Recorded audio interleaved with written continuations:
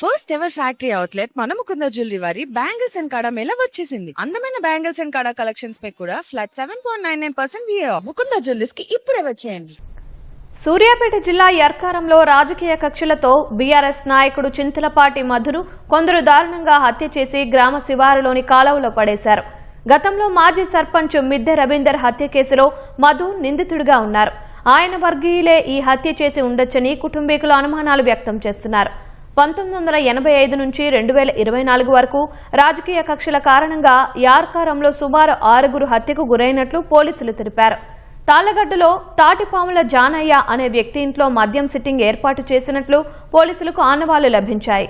ఆ ఇంట్లోనే మధుని హత్య చేసి మృతదేహాన్ని కాలువలో పడేసినట్లు అనుమానాలు వ్యక్తమవుతున్నాయి. క్లూస్ టీంతో ఆధారాలు సేకరిస్తున్నారు.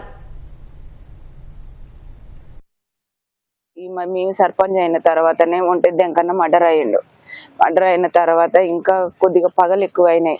ఇక్కడ మనం ఉండొద్దయ్యా, మనం సూర్యాపేటలో పోయి బతుకుదామా అని ఆయన చచ్చిపోయిన తర్వాత మేము వచ్చి సూర్యాపేటలో 7 సంవత్సరాలు అవుతుంది. ఇప్పుడు మేము సూర్యాపేటలో ఉండబట్టి ఇక ఊర్లో మా సర్పంచ్ పదవిగానే అయిపోయింది. మేము ఊర్లో ఉండట్లేము, ఇక్కడే ఉంటున్నాం సూర్యాపేటలో చిన్న చిన్న పంచాయతీలు ఉంటాయి, పంచాయతీలో పోయేటోడు.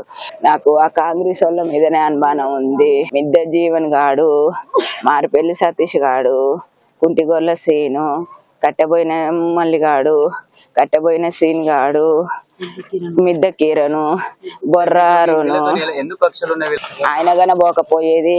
ఇక్కడ చిన్న చిన్న పంచాయతీలు ఉంటే పంచాయతీలు చేసుకుంటూ ఉండేది. ఊళ్ళకేం పోకపోయేది, ఊళ్ళకి పోయినా ఎమ్మటే వచ్చేది. చిన్న చిన్న పిల్లలు గత 6 ఏళ్ల క్రితం నా భర్తను చంపిర్రు, అన్ని ఇబ్బందుల పాలు చేసిర్రు. మళ్ళీ ఇప్పుడు మధు అనే వ్యక్తిని కూడా అతి కిరాతకంగా తీసుకుపోయి చంపి ఇలా ఏం తెలియనట్టుగా పోయి వాళ్ళు దాచుకున్నారు.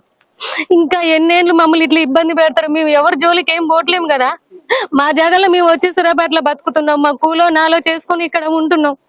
ఎవరి జోలికి కూడా పోలేదు. ఒక్క మార్కు కూడా మేము ఇంతవరకు ఒకరిని చంపినామన్న పేరు మాకు లేదు. అట్లా ఎంతమంది అమాయకులను బలి చేసుకుంటారు, ఇంకెంత మందిని ఇట్లా ఏడిపిస్తారు. గవర్నమెంట్ కి అయితే నేను రిక్వెస్ట్ చేసేది అదే, మా ఊరి మీద ఒక నిఘా పెట్టండి. మా లెక్క ఇంకే ఆడపిల్లలు అన్యాయం కావద్దు. ఇక మేము ఏడ్చినట్టు ఏ ఆడపిల్ల ఏడవద్దు. నేను కోరుకునేది అదొకటే.